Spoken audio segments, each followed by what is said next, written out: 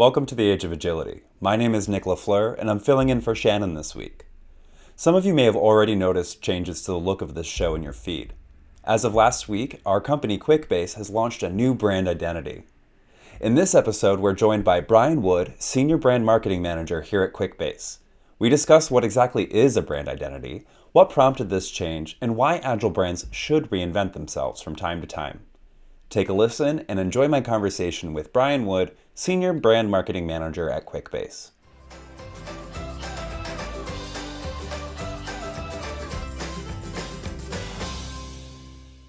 Hi, everybody, and welcome back to the Age of Agility podcast. My name is Nick LaFleur, and this week we are really excited for our guest, Brian Wood. He's the Senior Brand Marketing Manager at Quickbase. Brian, hey, how's it going? Great, Nick. It's good to see you. Happy to be on the pod. Been a long-time fan, first time appearance. So excited to talk brand creative and all things like that today with you. So Brian, I work with you and I'm pretty familiar with the work you do, but why don't you tell our audience a little bit about who you are and what you do at Quickbase? Yeah, totally. So like you mentioned, my role at Quickbase is a Senior Brand and Creative Manager.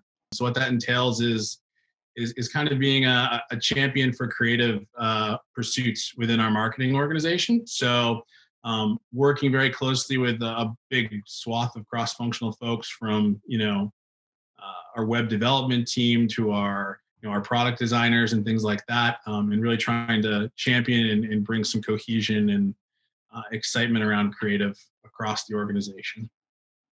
And what does that look like in marketing organizations, or at least at Quickbase?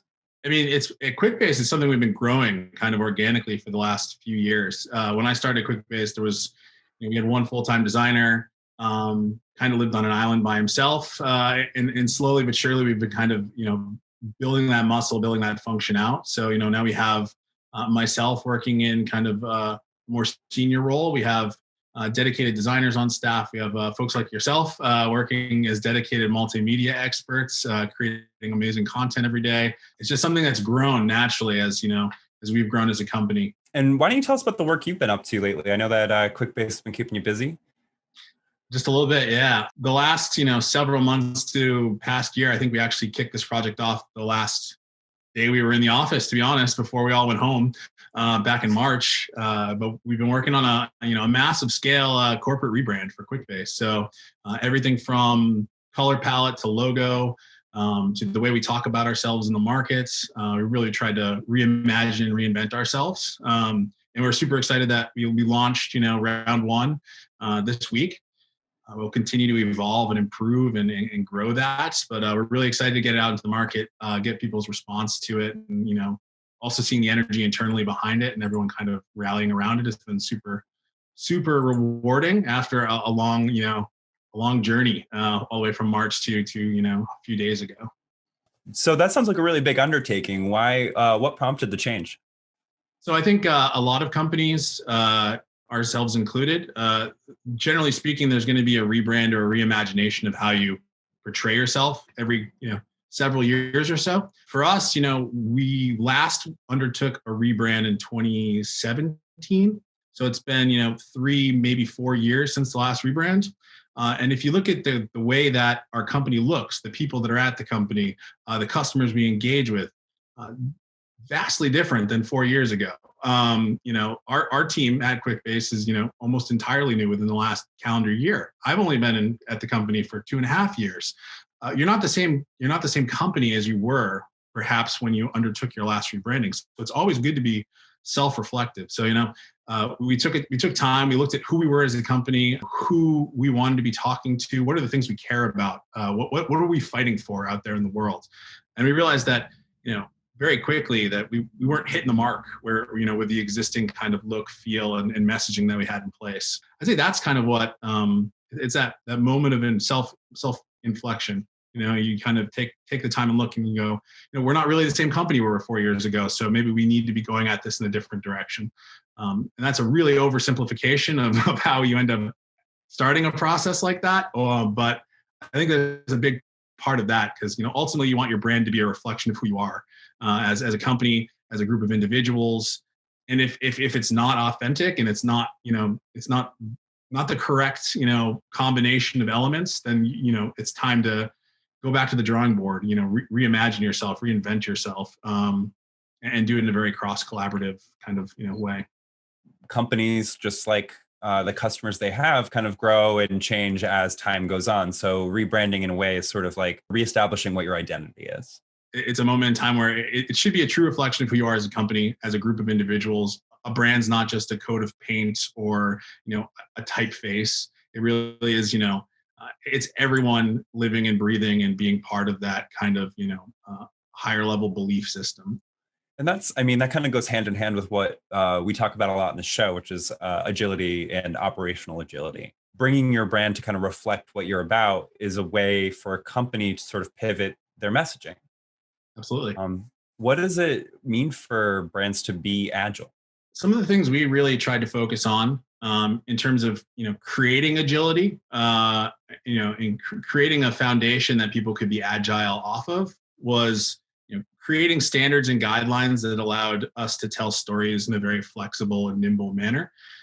So we created visuals and things that could be tailored to different audiences in terms of how serious or playful.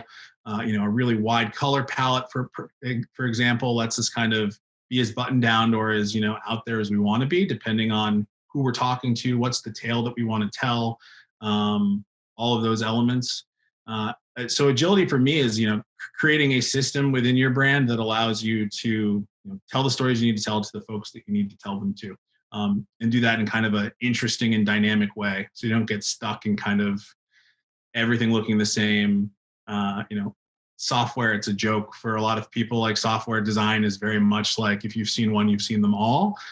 So we took that approach to heart, where we tried to really differentiate ourselves from that kind of all the tech cliches out there. So we really wanted to kind of step away from that as well. What are some examples of that? Tech cliches. Yeah, especially with design and brand. Yeah. So in terms of colors, if you've seen a tech website that's blue and gray, you've seen them all. I joke that there's 5 sans serif fonts that every tech company uses, which is pretty true. We kind of went away from that and pivoted to some more, some different, more boutique fonts. Imagery, you see a lot of the same stock photography models on a lot of different websites. And then in terms of illustration, I think it was really popular for a while, that kind of flat style illustration of abstract people, like putting up things and holding laptop. Yeah. So there's a lot of those kind of like things. Once you start to peruse multiple websites, everyone kind of starts to look exactly the same. So for us, we wanted to build something, super, super flexible, super differentiated, really let people be agile, nimble, reactive if they need to be, and then kind of also just provide a good foundation to grow off of as well. So nothing's locked in, it's not an absolute, it's a guideline. It's guiding people to make, the brand better, stronger, and build something amazing together. And that's something that, like, as I've seen sort of the progression of this new brand launch get to the point where it is public now, I noticed and really appreciated that, because as a creative, I'm used to looking at brand guidelines, which are very strict, and you must use these 3 colors, like you said, one of these 2 fonts or 3 fonts.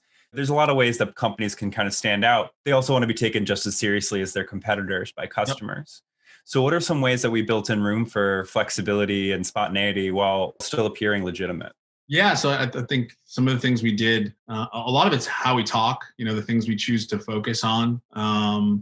We really like to root a lot of our, messaging around third-party validation. So things our customers are saying about us, things industry analysts say about us, very much a show, don't tell kind of mentality behind that.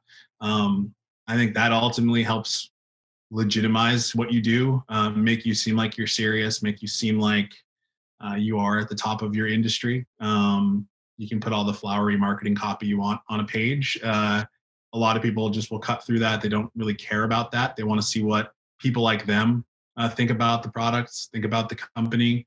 They want to see what people smarter than them or more informed than them think about the company, think about the product.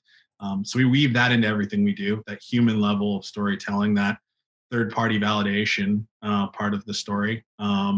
I think that helps, because you can put a kind of an an amazingly like vibrant wrapper around that. But at its core, it's still that kind of, irrefutable truth behind it. These are real people who use this thing, and they love it, and here's why. Whether that's gray or bright pink, or it has a gradient behind it. It's still telling the same story. We're packaging it in a very dynamic and vibrant and fresh kind of unique way, but the core of our message is always rooted in that, I believe. And how do you go about, I guess, conceptualizing something like this? Without trying to, without kind of getting back too far in the details, like how do you kind of start a big project like this? Start a big project like this, lots of people, really. It's not just me being a creative lead going off into a room and coming out with a bunch of ideas. It's really, I think companies that do this well and they do it right, they involve, people across their organization from all shapes and sizes. As part of our process, we had, C-level involvement, our CMO, our CEO. We had marketing involvement. We had folks from product. We had folks from our customer success reps. So we had representation across the business where, we wanted people that understood, what our customers cared about, what our product actually did, and what people loved about the product.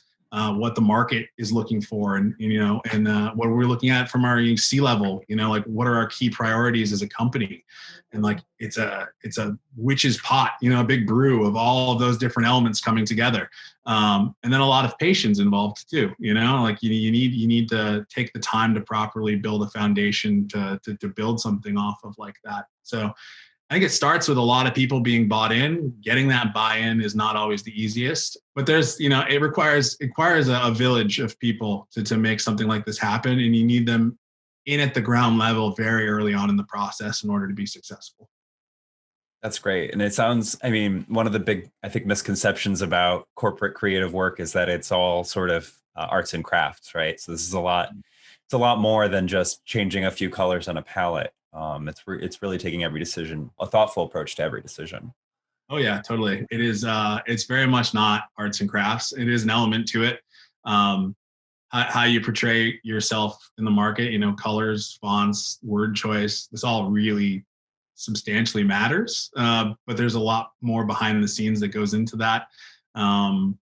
It's not just a fresh coat of paint. It really is, a top to bottom reimagination of like who we are, how we talk about ourselves, how we portray ourselves out there. But yeah, I know that is a common misconception, this idea that we're working in coloring books sometimes, as much as I wish I was some days. But yeah, it is not the case. Oh, that's great. We talked about all of the kind of elements that kind of go into executing a hopefully a good brand rollout strategy. What are some things that you've seen besides, design in the tech world that brands often get wrong? Companies being too reactionary, that kind of knee-jerk response when something doesn't land the way they expect it to. Um, every launch, every reimagination comes with change, and I think people really find comfort in familiarity. So whenever anything changes, there's always going to be a vocal minority of people that really don't care for something. And I think the response to that needs to be evolving and growing, not retreating after all this work, thoughtful work has been put into something. So I think that's something I've seen before. It's kind of like try to roll out a new logo. People don't like it. Oh, whoops, never mind. Going back to the old one kind of mentality. Stick to your guns a little bit there. Really kind of, you put in the work. You put in the rationales there. Just kind of grow and evolve. Don't always retreat at the first sign of friction. People get used to things. If anyone remembers, like Instagram changed their logo and the world exploded for like a week, and then they didn't roll it back to their old, super dated looking camera model, and now it's still this very iconic, rounded circle with a circle. And everyone knows this, and everyone, has adapted to this, and everyone's grown to love this kind of mark. But when it launched, oof, boy, people were furious. Hated it more than anything. It wasn't a camera; it was just a block with a little dot in it. It's amazing how passionate people get about stuff like that. It is incredible, but it makes doing what we do sometimes, worth it a little more, to see that people can get so engaged and riled up about something as simple as moving a couple pixels around on a screen or changing the color of a font somewhere. These little tiny things can really inspire kind of, praise and outrage in equal measure sometimes. But it's exciting. It shows that people, are engaging at this stuff, and it does mean something, and it inspires people to have feelings, which is ultimately what we're after here. We want people to care. If they didn't care, they wouldn't respond. They wouldn't, provide feedback, backlash, praise, all those things.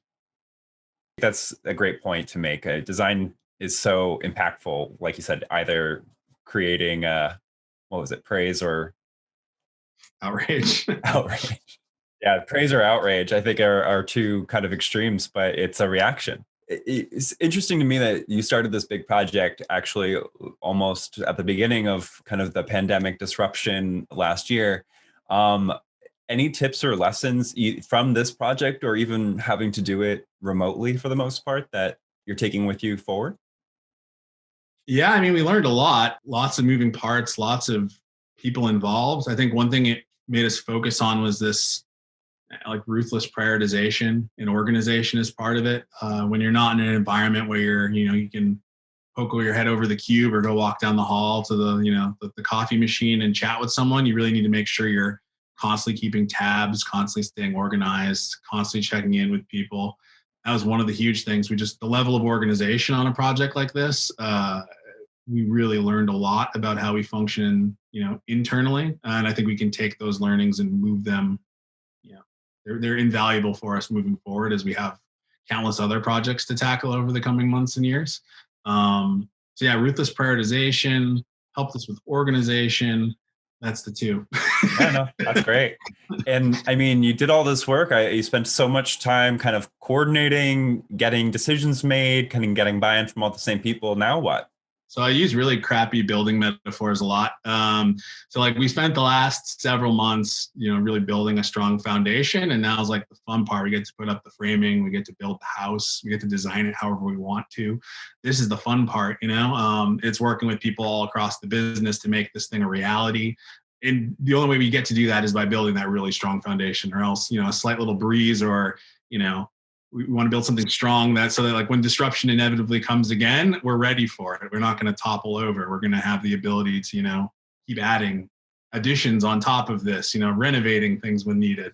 I'm running out of terrible building metaphors. But yeah, I think this is the fun part. You do all this time, you set yourself up for success, and now it's on us to actually, take what we learned, take what we built, and then actually apply it across the business, reinvent things that we're doing, create new types of materials, do cool, fun stuff like a podcast and a video series. These are things we didn't think to do 6, 8, 12 months ago. And now it's, becoming part of the DNA of who we are. And that's really what a project like this is meant to do, is put a stamp on that, really define who we are, show people exactly what it is we care about, what are the things we want to talk about, all of those important things.